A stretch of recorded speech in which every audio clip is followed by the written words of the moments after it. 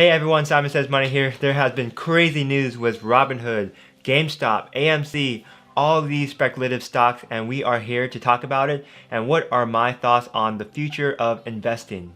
As you know, Robinhood started out less than $20 the beginning of this month, and now it has this huge spike up and so much volatility going on that it's at $307, up 1,450% the past month. Same thing with AMC stock. It was just at $2, less than $2 1 month ago, and now it has spiked up all the way to as high as $19.88. Now it's at $12.96, up 502% in the past month. Now we all probably have seen the news with the Robinhood CEO on CNBC, the Webull CEO, and the M1 Finance that just came out today, January 29th, 2021, after market close. Explain what happened today. Many people don't understand why Robinhood did this. What is your general threshold right now at Webull for restricting trading in those types of names?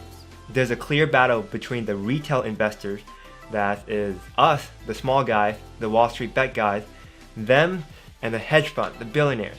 These two guys are battling out. It's going down in history. We shall see who will win.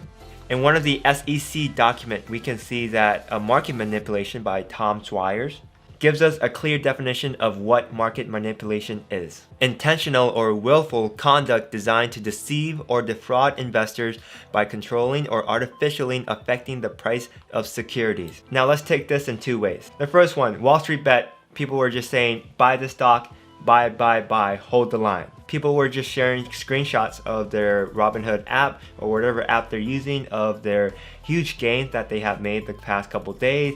People saying, hold the line, we must buy. And this is all free speech protected by the First Amendment. We can say whatever we want. It's an open community, just that, a discussion board. On the other hand, brokerage like M1 Finance, Robinhood, Webull, they've been blocking buyers from purchasing specific stocks on their app. For example, GameStop, Thursday, January 28th, I opened my Robinhood app. I looked up GME, nothing popped up. I could not even look at the stock price in the morning, and I couldn't even buy any shares. And people who did have GameStop or all these specific stocks that they blocked can only sell them. And we also got Twitter feeds saying that Robinhood had automatically sold your shares because it was too risky. Now investors are using this app to automatically join the Robinhood class action lawsuit amid GameStop chaos. Posted Friday, January 29th, 4:24 p.m. Eastern Time. Also, Robinhood restricting GameStop trading is flat out criminal, quote, by Barstool's Dave Portnoy says. Dave Portnoy is the one who called out Warren Buffett last summer. He runs Barstool, and that Instagram page has over 9.5 million followers, and recently posted an IGTV video with more than 2.9 million views a day ago. So massive influence from that guy. And a couple of tweets, we can look at Chamath Palihapitiya, billionaire fintech investor. He bought option calls of GME earlier this week, and Elon Musk also tweeted GameStonks. But one of his tweets, Facebook and Robinhood app are the same. They both trick you into thinking you are the customer. But, in fact, you are the product and your data is the asset. These assets are then sold to their true customers who pay them money and always at your expense. Stop being tricked. So Robinhood actually sells your data to the hedge funds, and that's how they make money. And we have Jim Cramer. He runs Mad Money. He has not showed an episode for a while, but he just tweeted that he had a nerve pinch and is getting that treated. And he also tweeted, we need to have the government enforce the capital rules, but the SEC is in transition and isn't doing much at all. Also, another tweet I found from Ross Gerber, co-founder and CEO of Investment Advisor, stock market investor. He posted a couple tweets today, 1 hour ago, dealing with the Robinhood and thinks that Robinhood may go bankrupt. One of his tweets, so if Robinhood goes under, the SEC will freeze all the accounts. The SIPC protects up to $500,000 in accounts. It takes months to unwind and get your money back. Move the money now. this could be a nightmare. We don't know if that's true or not, so just be cautious with your Robinhood app. And I did a simple search on Google, ACAT, transfer Robinhood, top stories one day ago, how to transfer stock out of your Robinhood, Business Insider, Mashable, BGR. Pretty funny.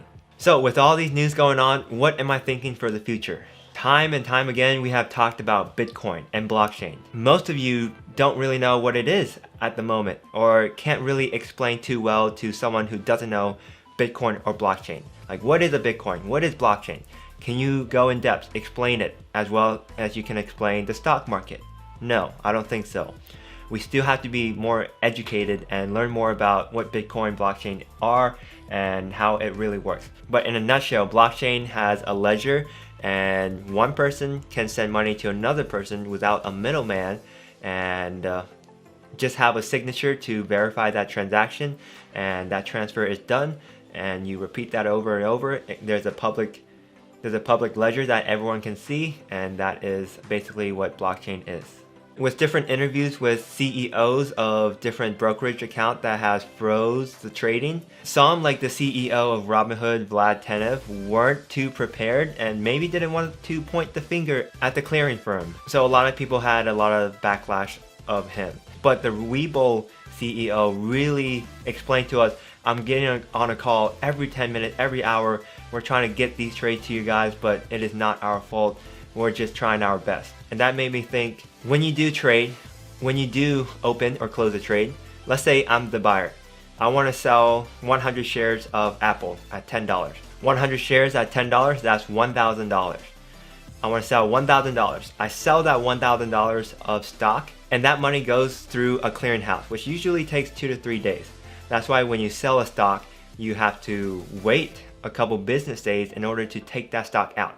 So that money is temporary money. You will get that until that clearinghouse finds a buyer to buy your sold stock. But I think what we're seeing is so many people are buying and there's maybe not enough sellers. These clearinghouse can't find a buyer to buy your stocks. And then we get to the point, the clearinghouse will have to decide, who's gonna pay this money? I'm not gonna pay it. There's no one else to pay it. I'm just gonna give your stock back. Or something like that. It's gonna be horrible, a very messy situation. What blockchain takes care of is there's no middleman, there's no clearinghouse.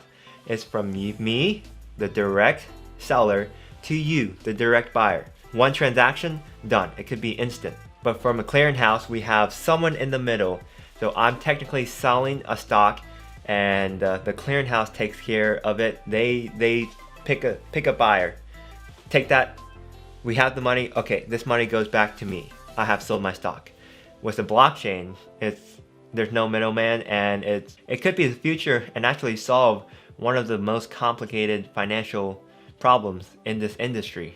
So that's why my bet is on Bitcoin. I've got Bitcoin. We all have seen the 2017 Bitcoin uptrend when it went almost to $20,000. Now it's at $34,000. But I truly believe in the next couple years, blockchain, Bitcoin, all these cryptocurrency will be worth a lot more. So that's where I put a lot of my money on, Bitcoin. And even Elon Musk put in his Twitter bio today, #Bitcoin. A situation like this with GameStop, and we could see in a couple months, in a couple years, there's going to be maybe another situation, a horrible, messy situation where there's public news about the stock market or any financial problems.